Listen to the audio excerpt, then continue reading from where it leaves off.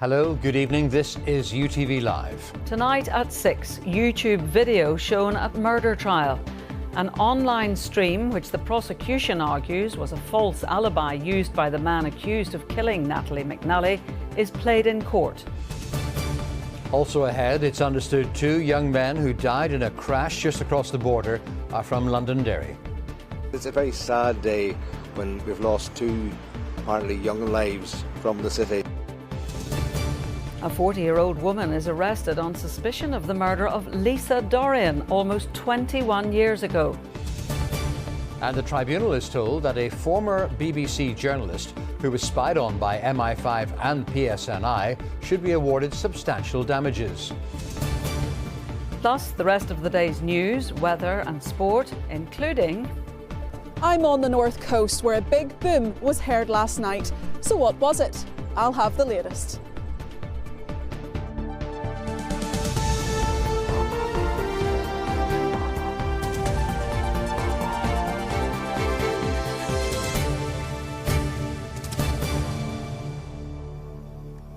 An online video, which the prosecution believes was used by the man accused of murdering Natalie McNally as a false alibi, was played out in court today for the jury to watch. Stephen McCulloch was the former partner of the 32-year-old who was found strangled, stabbed and beaten in her Lurgan home in December 2022.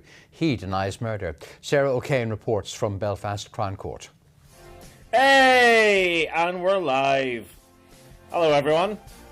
Yeah, a little bit out of the blue, this, isn't it? But, the prosecution believe this is Stephen McCulloch, pretending to be live streaming himself playing video games so he could peddle a false alibi and get away with murder. Yes. So, hello to all on this glorious Sunday evening. So I just thought, why not? I'm going to do a live stream. When arrested in 2023, Mr McCulloch admitted to police the stream had been recorded days before. And on Sunday the 18th, the night Natalie was killed, he had been drinking and fell asleep. The footage recorded is 6 hours long, but today the jury was shown around 90 minutes of the video. Throughout it, Stephen McCulloch refers to being live many times. He even explains how the live chat isn't working because of the internet. He can also be heard saying he's going to have a drink because, come on, it's Sunday, and how he won't be leaving the house. Natalie McNally, who is 15 weeks pregnant, was found strangled, stabbed and beaten to death in her Lurgan home in December 2022. Mr McCulloch, a former partner and father of her unborn child, denies murdering the 32-year-old. A knife found beside Natalie's body, along with an information sheet on diabetes and a silver dog bowl taken from the scene, were shown to the judge and jury today. A number of WhatsApp messages were also read out, including the very last text message from Natalie to Stephen McCulloch. At 17:57 on Sunday the 18th of December, Mr McCulloch wrote, "Right, I'm off to stream the night away, wish me luck." 2 minutes later, Natalie replied, "Good luck, I might have a sneak peek at the stream later." Not long after that, Natalie McNally was subjected to what has been described as a prolonged assault. A number of text messages sent to Natalie McNally from Stephen McCulloch the day after she was murdered were also read out to the jury. He talked about being worried and concerned because she wasn't replying, how he wanted to know if she was okay and safe. And on the evening of Monday, the 19th of December, he texted her to say he was going to call round. The jury also heard how Stephen McCulloch of Woodland Gardens in Lisburn asked his friend to come with him to check on Natalie, but she couldn't. Sarah O'Kane, UTV Live, Belfast. The Bishop of Derry says there is a deep sense of sadness following the deaths of 2 teenage boys from the city in a crash in Donegal.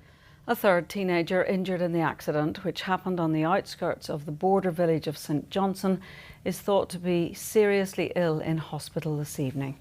Well, we can now cross to our northwest correspondent Gareth Wilkinson. Gareth, yet another tragedy on the roads.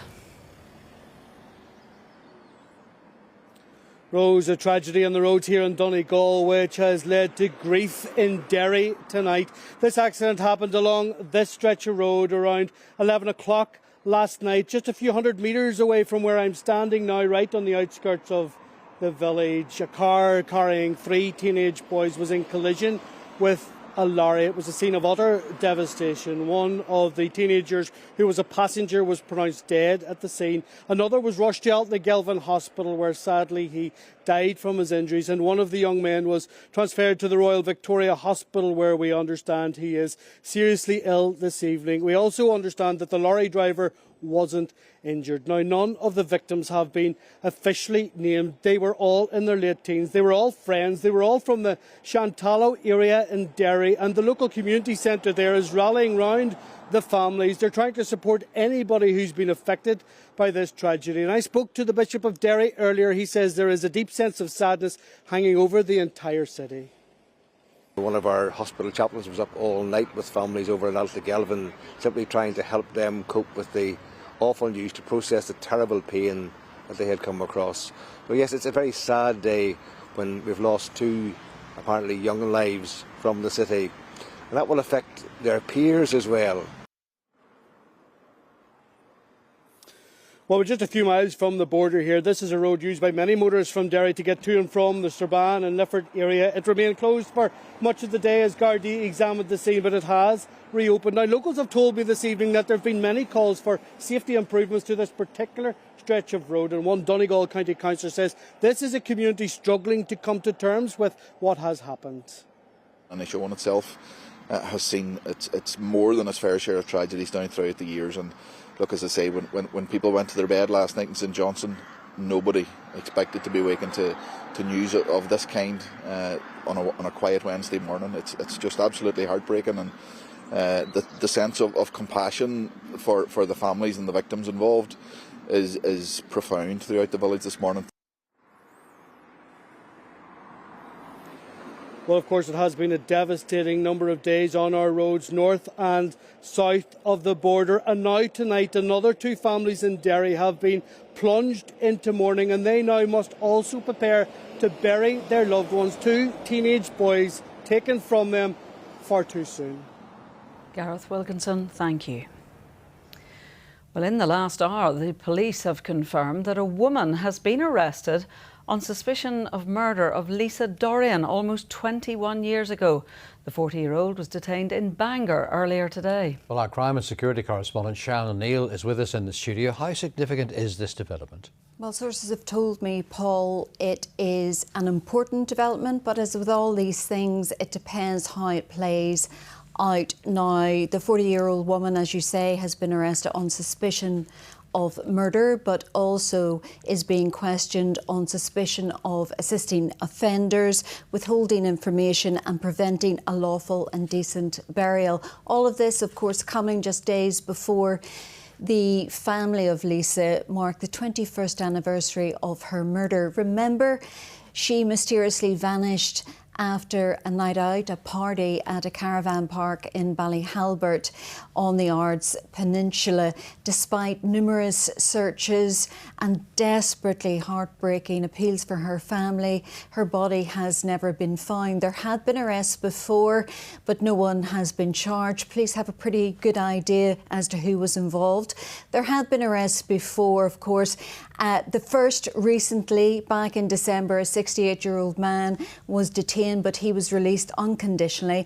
Now we have this latest arrest. Police say they are determined to provide justice for Lisa and her family. Sharon O'Neill, thank you.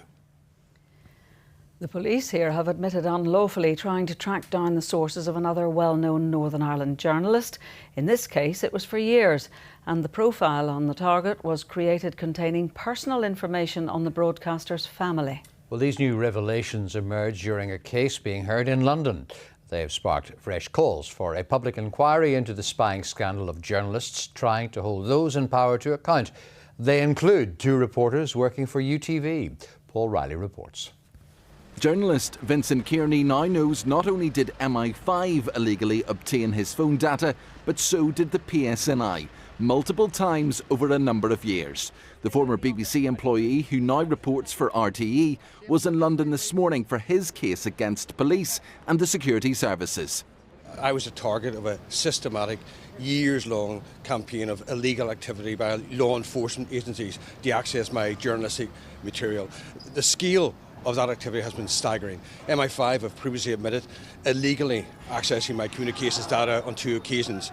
The PSNI have also conceded now accessing my data illegally multiple times over multiple years. So it's quite a staggering intrusion of privacy as well as my professional integrity. And that's had a really chilling impact on my ability to conduct public service journalism.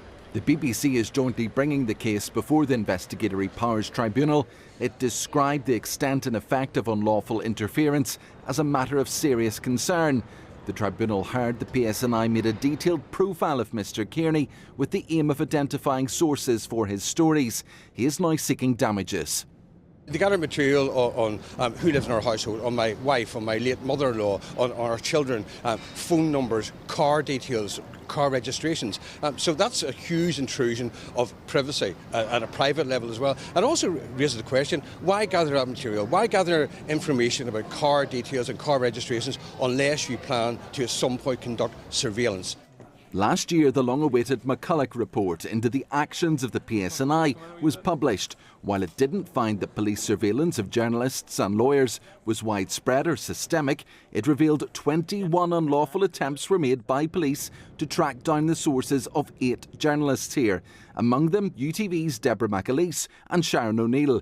In a statement at the time on behalf of UTV News, ITV said it was deeply concerned by the findings.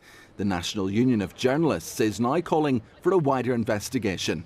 We're calling for there to be a full public inquiry into surveillance in journalists in Northern Ireland. That has to be what comes out of this. We have to know the full extent of what's happened rather than these drips and drops coming forward. It all needs to be exposed and clear, and held. Those who've perpetrated these things need to be held accountable. The PSNI today said it would be inappropriate to comment while legal proceedings are ongoing. This hearing is set to conclude tomorrow. Paul Riley, UTV Live. The Education Minister says all mainstream schools will be required to facilitate students with special educational needs. In a letter, Paul Given asked head teachers to start working with the EA to put things in place.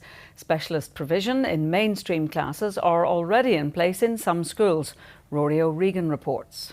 Camera feed is not recorded. Every day is a school day, even for the Education Minister. Today in Ballymoney, learning how to do CPR. Chin up a little bit, I know you're leaning down. Yeah. A day worth smiling about as well, as all schools in Northern Ireland are now equipped with defibrillators. Rolling out this life-saving technology is something Paul Given has long been pushing for. Another goal he's focusing on is to improve provision for pupils with special educational needs. And last night, he wrote to Northern Ireland's principals to say he wants mainstream schools to create specialist options for those who need it. Many of these children, some of them who are vulnerable, they are part of our community, and some aren't able to go to the school in their local community and are having to travel unacceptable lengthy distances to do that. So I want schools within local communities to work with the Education Authority so that the provision can be put in place, and that's what I'm asking schools to do. Some schools will not be suitable, but there are many schools who are suitable. The Education Department is short around 400 SEN places for the next academic year. Some areas are more in need than others. The North West, Lisburn and Castlereagh and Mid-Ulster are among the spots where the demand is highest. The Minister says schools who need to offer more specialist teaching will have his full support. The funding is available for this, and there's a financial support package that gets put in place. All of the staffing associated with specialist provision is provided centrally, not out of the school budget. We provide financial support for any other administrative requirements that is necessary. There is training that is all available, which is paid for. So there is a very significant financial package to support a school. Ballymoney High School is a mainstream school that's been offering specialist education to its pupils with SEN for quite a while. It's a model that its principal recommends. It's absolutely phenomenal that we can have young people who have that bespoke individual support but then also can become part of the mainstream. of our schools. So we're fully behind that, and all the opportunities, sport, music, drama, Duke of Edinburgh and beyond that a mainstream school can do. So it's essential for those young people and a real blessing. The Minister's decision has been called essential by the Education Authority. It says it should relieve pressure on pupils and their families. Rory O'Regan, UTV Live. The jury at the inquest into the death of Noah Donohoe has been told that a culvert in the area where he disappeared was unlocked and could easily be opened. The 14-year-old schoolboy's body was found in a storm drain in North Belfast in June 2020, 6 days after leaving home on his bicycle. A post-mortem examination found the cause of death was drowning. Barbara McCann reports. The high-vis jackets worn by members of the Community Rescue Service were prominent throughout the searches to find Noah in North Belfast. The sheer numbers in different parts of the city, a visible sign of the extensive efforts being made to locate the teenager in June 2020. Giving evidence to the hearing, the service's regional commander Sean McCarry said his volunteers were involved in searches in many different areas, including Cave Hill, where at times the ground looked like a jungle. In one search area, he told the inquest, they discovered a culvert on waste ground. Mr McCarry described how the grille covering the culvert was unlocked and could be opened easily, and they realised that a slim adult could pass through it. Before he took to the stand, a short TV documentary was played to the jury, showcasing the work of the volunteers and the searches they were involved in, alongside members of the public. It was another emotional moment for Noah's mother, Fiona, who sat with her head bowed throughout the screening. A relative sitting beside her placed a comforting hand on her shoulder in support. In the documentary, Noah Donohoe described the search team as a light in the darkness, and she also paid tribute to the members of the public who turned out to try and find her son. 14-year-old Noah's body was found in a storm drain or culvert behind residential houses in North Belfast 6 days after he'd gone missing. The inquest continues tomorrow.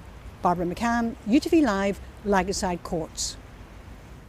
Inconsistent and at times inadequate. Those are the findings of a report carried out by criminal justice inspectors looking at the response to child exploitation in Northern Ireland. They identified that children are being targeted by paramilitaries and crime gangs, and that both the Department of Justice and the police could do more to tackle the issue. Child criminal exploitation is child abuse, and children can be exploited in many ways. It can be trafficking drugs and transporting drugs around. It can be sent into shops or stores to steal. It can be getting involved in antisocial behaviour. But what we do know is that there's not enough known about the extent of the problem profile of child criminal exploitation in Northern Ireland. Well, the Justice Minister says the department welcomes the recommendations and is working on a framework to improve outcomes. The PSNI says work is underway to improve their response, including better training. Still to come on the programme. We're on the North Coast to find out what the big boom was late last night, and we'll have the weather forecast too. But first, time to look at the headlines making tonight's ITV News at 6:30. Here's Mary Nightingale. Coming up on the programme, the Commons Speaker, Sir Lindsay Hoyle, says he was the one who passed information to the police about Peter Mandelson being a flight risk. Mandelson claimed it was a baseless suggestion that he might flee the country. Energy bills will be cut from April, but is it by as much as the Chancellor had promised? And the swimmer who's winning gold medals in the pool well into his 80s. Do join me for those stories and more at 6:30. A loud, surprising boom was heard across the North Coast and beyond last night, making residents jump and wonder what was happening. Well, we sent Eden Wilson to the area where she's been finding out what caused the thunderous sound. Yes, it did sound a lot like thunder to a lot of people, but if that noise was right above your house, it was like this loud crack in the sky, followed by several minutes of this really loud rumble, making a lot of residents jump out of their skin really and wondering what was that? Well, UTV understands that it was 2 US Air Force Strato tankers on a refuelling operation along the north coast, and they were accompanied by several F-22 Raptors. Now, if you like me don't know what that looks like, well, here are some visuals for you now of the aircrafts. The Strato tankers are what made that really big noise. They are huge, weighing over 146,000 kilograms. Now, that's the weight of over 24,000 elephants. So really, really big. You can only imagine the noise they made as they ripped through the sky across the north coast last night, and especially if they were flying low. Well, I've been to Coleraine today, where some say the boom was at its noisiest. What did it sound like and when did it happen? Oh, it was a big loud roar, and it went on for long enough. I mean, I estimate between 7 and 10 minutes, probably longer. But it was the length of time that it lasted, and the noise, I never heard anything like it. It's unbelievable. And what did you think it was last night? Well, I knew it was an aeroplane, but what type of an aeroplane, I don't know. I never heard the like before. We're asking people if they heard the big boom last night over Coleraine. Yeah, we did. Well, actually, I spoke to you about it in the car on the way here. I thought it was just a plane flying over, and then obviously lasted then for a couple of minutes. I didn't know what was going on, but no, I spoke to him this morning. He was meant to be fast asleep, but you didn't hear it, did you? I didn't hear anything. I didn't hear anything. I was sleeping. Did it scare you? Well, I heard it before, so yeah, but yeah, it was very loud. It's very, very loud. But you were wise to maybe what the noise was? Yeah. I had a good idea what it was, but I knew whatever it was coming in the house, it was dead. I got out of Were you in bed? I was in bed at the time, and I got out of bed, and I said to my husband, and he was going, "Don't open them blinds, you know, because you don't know." It went on for a good maybe 5, 7, 8 minutes. So why was the US Air Force flying over us last night? Well, as to where they were heading, we'll probably never get that confirmed. But there is a flight path that can be used over here, so that's not unusual at all. What is unusual is that you hear a big noise, but at least you know in the future, if you hear something like that again, it's just big engines making a big noise. From one big noise to another in sport, Stuart McCluskey has been making all the headlines during Ireland's Six Nations campaign so far. The 33-year-old has been in sensational form, but it's of no surprise to those who work day in and day out with him at Ulster Rugby. Our sports correspondent Ruth Gorman reports. In a match full of big moments, this is the one that Andy Farrell picked as the one that epitomised his team's performance. Stuart McCluskey may be taking the rugby world by surprise this Six Nations, but not anyone at Ulster. He's hit a great vein of form, and I think it's been like that for a long time. And I think Stu's sort of longevity over the last number of years, I think people were saying it was 10 years since he made his debut in Twickenham. The player that he was then to the player he is now, he's changed his game massively. You know, brilliant vision, very good passer. Communication skills are really, really strong.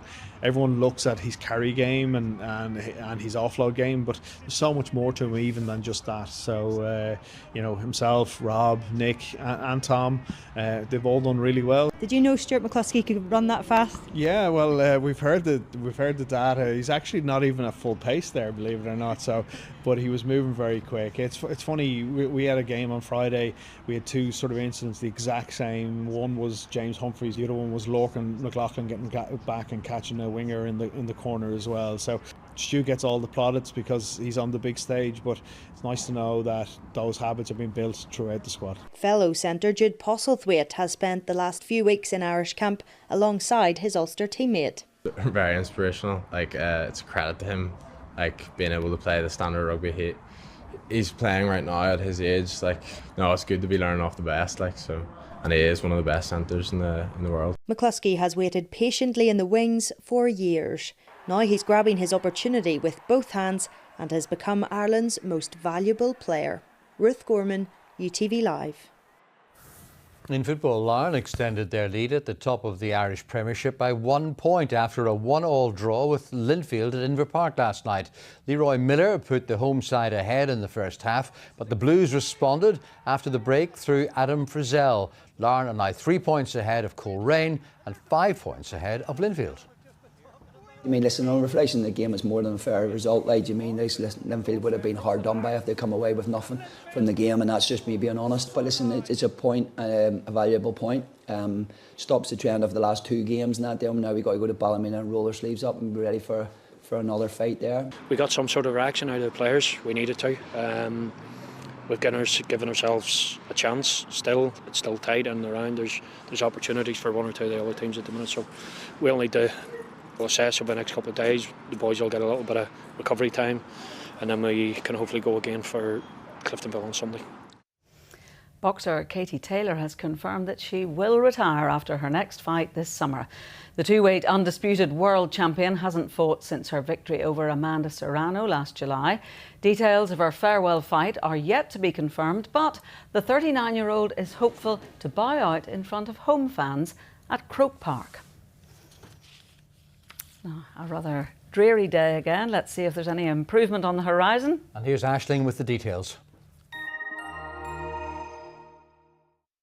Whatever the weather, there's a warm outlook. UTV Weather, sponsored by the Grant Arona R290 heat pump. Hello there, a very good evening to everyone at home. Showers continuing as we head through this evening and overnight. It's quite blustery as well. It's not until the end of the night, just a few hours of dry weather, but temperature-wise, fair amount of cloud around. It's certainly frost-free, lows of around 8 degrees Celsius. Now, it will be quite breezy, blustery through tomorrow and a weather front very close by. So from very first thing in the morning, that weather front will spread eastwards, bringing outbreaks of rain. Not a huge amount of rainfall, but still a damp morning nonetheless. And then into the afternoon, a little bit of brightness breaking through. It turns drier and temperatures get up to around 11 or 12 degrees Celsius. So still on the mild side, just not quite as mild as today. And across the rest of Ireland, wet first thing in the morning as well. Still a little bit of lingering rain down to the southwest, but temperatures holding up to 12 degrees. A little blustery, particularly along western coastal areas. But we need to just take a look at the bigger picture from Thursday into Friday. So there's a low pressure system developing out in the Atlantic. There it is there. A little uncertainty as to how far north that weather front is going to get. So at the moment, it looks like it will push through first thing on Friday morning. So let's take a look at the detail for the next few days. First thing on Friday morning, there'll be a lot of cloud around with outbreaks of rain, something a little brighter on the way though into the afternoon, all the while remaining blustery. But you can see this change in wind direction coming in from the northwest, so temperatures will drop back, highs of around 9 degrees Celsius, and a cold start then to the weekend with a touch of frost around. But at the moment, it looks like we're going to see the return of some rainfall right the way through the weekend and into the early part of next week. Take care. UTV Weather, sponsored by the Grant Arona R290 heat pump. I'll have the next local bulletin at 10:30. The ITV News continues now with Mary Nightingale, but from Paul and me and everyone here at UTV, have a very good evening. Good evening.